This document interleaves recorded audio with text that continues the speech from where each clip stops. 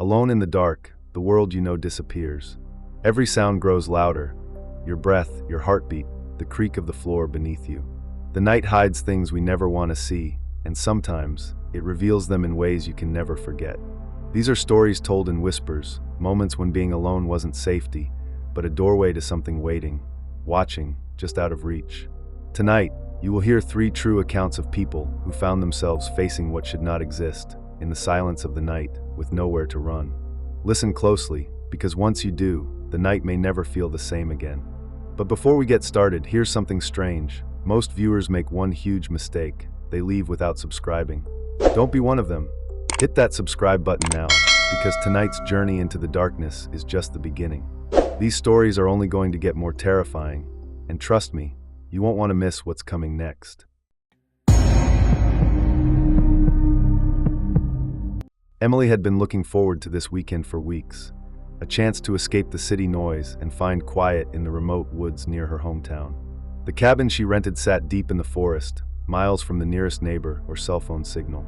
As she pulled up the gravel driveway, the sun was already dipping below the horizon, casting long shadows through the bare trees. The cabin was small and weathered, built from dark timber that had aged unevenly in the harsh seasons. Around it, tall pines stood close, their branches scraping the cold wind that carried the sharp scent of damp earth. Emily stepped inside, the wooden floor creaking under her boots. She lit a fire in the stone hearth, the warm glow pushing back the deepening dusk. Outside, the forest was alive with faint sounds, the rustle of leaves, the distant call of an owl, the snap of a twig. Alone in the cabin, those noises felt magnified, pressing in from every direction.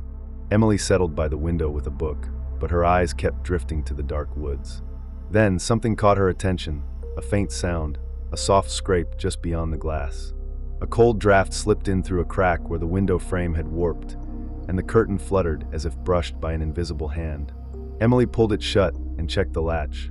But despite the silence settling again, she felt uneasy, as though something was watching her from the dark, just outside her line of sight. She told herself it was only the wind, the loneliness playing tricks on her mind. Still, the feeling stayed, a quiet weight in the air she couldn't shake as night wrapped itself tighter around the cabin. Emily's sleep was restless. Every creak of the old cabin made her flinch. Then, just as she was drifting off, she heard it, a whisper. Soft, barely there, but persistent. She sat up, straining to listen. The voices seemed to circle outside, carried on the night air. They weren't words she could understand, just a breathy murmur slipping in and out of the wind. At first, she tried to convince herself it was nothing, just the forest sounds blending together. But when morning came, she found footprints in the fresh snow around the cabin, small and uneven, like someone had paced back and forth near the walls. But Emily hadn't seen a single person, and the nearest road was miles away. Inside, things began to shift. The power flickered, plunging the cabin into darkness for brief moments. Then, when the lights returned, the front door was cracked open, even though Emily was sure she'd locked it tight before bed. And then she saw them, strange symbols carved deep into the wooden doorframe. Rough scratches, raw and jagged, unlike anything she'd seen before. Her fingers trembled as she traced the marks, a cold shiver running through her. The whispering rose again, louder now, swirling just beyond the walls as if something unseen was closing in. Emily was alone, but the night said otherwise. As the night deepened, the whispering no longer hovered at the edge of hearing. It grew louder, sharper, more insistent. The murmur evolved into a steady chant, a stream of syllables Emily could not understand, but that seemed to fill the air around her, sinking deep into her chest. It was as if the walls themselves breathed the sounds, folding the language into every creak of the floorboards, every gust of the cold wind outside. Emily's skin prickled. She pressed her back against the door, eyes darting toward the faint porch light that barely cut through the thick darkness outside. Then, without warning, the front door slammed open with a force that shook the cabin's frame, the cold night air flooding inside like a sudden wave. Emily's heart jumped. There, just beyond the reach of the porch light, a figure stood, tall, unmoving, swallowed by shadows so deep its shape was nearly impossible to make out. She blinked, but it did not move or speak. The only sound was the rising chant in the air, weaving itself into a chorus of low voices that seemed to come from every direction. Panic surged through her veins. She grabbed her coat and bolted out the door, stumbling into the snow-covered forest. But the woods were no longer the familiar place she had arrived in. Trees twisted into unnatural shapes, their branches stretching like fingers, blocking paths she thought she knew. No matter which way she turned, the darkness pressed closer. Behind her, the figure moved silently, its footsteps soft on the snow yet unnervingly close. Emily's breath came in ragged gasps. She ran without direction, desperation clawing at her chest. The whispers followed, never letting her forget that she was no longer alone, and that whatever it was, it would not let her go. Morning light found Emily lying just beyond the edge of the forest, face pressed into the cold snow, her breath shallow and uneven. Her memory of the night was fractured, a haze of shadows and sounds, of running and the endless cold. How she had escaped, she did not know. With help, she returned to the cabin, hoping for answers, for something solid to grasp onto. But the cabin was empty, silent, empty as if no one had lived there for years. The strange symbols she had seen on the doorframe were gone, erased as if swallowed by the wood itself. The footprints in the snow had vanished, leaving no trace of passage. The only thing left was a carving on the back wall of the cabin, deep and fresh, etched into the timber with jagged lines that cut through the grain. Leave before the whisper finds you. Emily never returned to the woods. But sometimes, in the quiet moments before sleep, she hears the soft murmur of voices carried on the wind, reminders that some places are meant to be left alone, and some whispers are warnings you cannot ignore. It was well past midnight when James, a taxi driver with years of experience navigating the quiet streets of his small town, pulled over to the side of a deserted road. The town had gone to sleep hours ago. Streetlights flickered weakly, casting long shadows across empty sidewalks and shuttered storefronts. The air was thick with stillness, so complete it almost felt like a weight pressing down inside the car. James's headlights cut through the darkness, illuminating the lone figure standing by the roadside, a man wrapped tightly in a worn coat, face half hidden beneath a hood. He moved toward the taxi without a word, his steps slow and deliberate. James didn't ask questions. At this hour, few were on the roads, and the rules were simple. Get the passenger where they needed to go, no matter how strange or silent. Inside the car, a heavy quiet settled between them. James glanced in the rearview mirror and caught the passenger's pale eyes briefly meeting his, empty, unreadable. He tried to make conversation, asking where he was headed, but the answers were vague, almost rehearsed. The man's voice was low, almost a whisper, carrying none of the urgency or familiarity one might expect on a late-night ride. The destination given was somewhere far outside the town limits, a place James barely recognized, a spot at the edge of the map where the streetlights faded into darkness and the roads gave way to open fields and dense woods. The passenger said no more, staring straight ahead as if already a part of the night itself. The car pulled back onto the road, tires humming softly on the asphalt. Outside, the world was empty and quiet, but inside the taxi, an invisible tension grew, thick and cold, like the feeling of being watched, even though they were alone. James shifted uneasily in his seat, the road stretching ahead into the unknown. As the taxi moved further away from the faint glow of town lights, the silence inside the car grew heavier, almost suffocating. James glanced at the rearview mirror again, but the passenger remained still, his face blank, eyes fixed forward like a statue carved from shadows. The streetlights thinned out, replaced by darkness so complete that the road ahead seemed swallowed whole.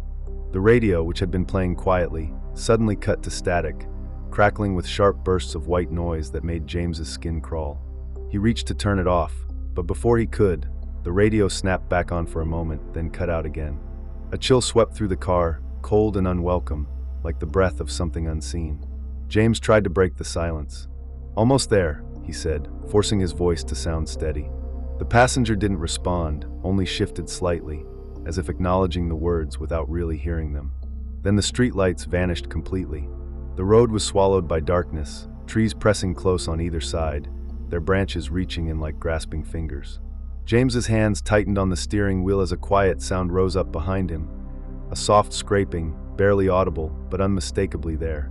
He glanced in the mirror again. The passenger's face was still expressionless, but James thought he saw something, movement, just a flicker, in the shadows behind the glass. The car's dashboard lights flickered, then died, plunging the interior into near darkness. Only the faint glow of the passenger's pale face remained visible. The whispering returned, soft, distant at first, then growing closer, threading through the air like cold wind through the trees. James's heart hammered as the radio burst back to life, playing a voice, his own, echoed in a slow, distorted loop. The words were his panic, his fear, his breath caught in the moment, trapped in a sound that was not entirely his own. And when they reached the end of the road, the edge of the map, the place where the town's lights faded, the passenger finally spoke, his voice barely audible. "Here," he said. Then he was gone. James slammed on the brakes, heart racing as he reached the destination, a small, abandoned roadside clearing cloaked in darkness. The headlights barely pierced the blackness beyond the cracked pavement. He turned his head to speak, but the passenger was gone, vanished without a trace. Confused and frozen, James looked around the empty seat, the space cold and still. A sudden chill swept through the car as if the warmth had been stolen. Outside, the silence was deeper, heavier, suffocating. Then, from just beyond the weak glow of the porch light on an old, crumbling signpost, James saw a shadowy figure standing still, unmoving. Its outline blurred into the night, but something about its presence felt wrong, unnatural. The air thickened, and James realized the figure was watching him. No blink, no movement, just eyes fixed, unyielding. He reached for the door handle, but it wouldn't budge. The locks refused to respond. Panic flooded him as the whispering voices returned, growing louder, threading through the car like cold fingers. James pounded the door, begging for it to open, but the figure outside remained, silent and patient. The world outside seemed to twist, the trees bending in impossible ways, the road curling back on itself, trapping him in this place with the unseen, with the passenger who never was, and with the darkness that would not let go. When James finally managed to unlock the door and step out, the figure was gone, vanished as if it had never been there. The night air was cold and still, but an unsettling quiet hung heavier than before. The clearing was empty, except for an old, rusted sign that bore a faded name, a name James had heard before but never expected to see. That name belonged to a man who had died in a car accident on this very stretch of road years earlier. A man who had vanished without a trace, leaving behind nothing but rumors and unanswered questions. Shaken, James returned to his taxi. The meter showed a fare of 0. No record of the passenger remained in his logs. The radio, which had been silent, now crackled again, this time replaying his own panicked breaths, stretched and warped, as if caught in a loop that would never end. From that night on, James never took another ride after midnight.